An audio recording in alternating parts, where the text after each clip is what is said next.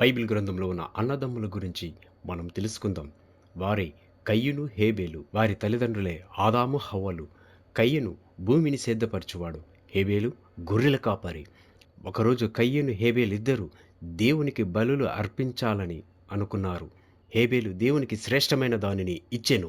దేవుడు అర్పణను లక్ష్యపెట్టెను. కయ్యూను కూడా పొలములో కొంత సమర్పించెను. కానీ దేవుడు కయ్యూను అర్పణను లక్ష్యపెట్టలేదు. కనుక కయ్యూనుకు మిక్కిలి కోపం వచ్చి అతడు తన ముఖమును చిన్నబుచ్చుకొనెను. కయీనుతో కోపంగా ఉండటం చూచి యెహోవా అతనితో ఇలాగూ సెలవిచ్చెను. నీవు సత్క్రియలు చేసిన ఎడల నీవు సంతోషంగా ఉండేవాడివి కదా, కానీ నీవు పాపం చేశావు. కానీ కయీను తమ్ముడిపై కోపాన్ని ఆపలేదు. కయీను మిక్కిలి కోపగ్రస్తుడయ్యాడు. ఒకరోజు వారు పొలములో ఉన్నప్పుడు కయీను రాయి తీసుకొని తన తమ్ముడిపై విసిరెను. హేబేలు చనిపోయెను.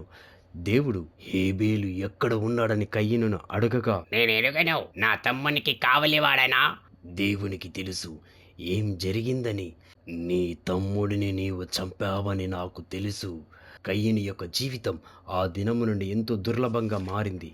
అతడు దేశదిమ్మరై తిరుగును ఈ దోష శిక్ష ఎంతో భరించలేనిది అని దేవునితో చెప్పెను. నన్ను కనుగొను వాడెవడో చంపున నేను. అందుకు దేవుడు కయీనుని ఎవరు చంపకుండా అతని నుదుట ముద్ర వేసెను. అతడు చేసిన దానిని బట్టి కయీను అక్కడ నుండి నోదు దేశమునకు వెళ్ళెను.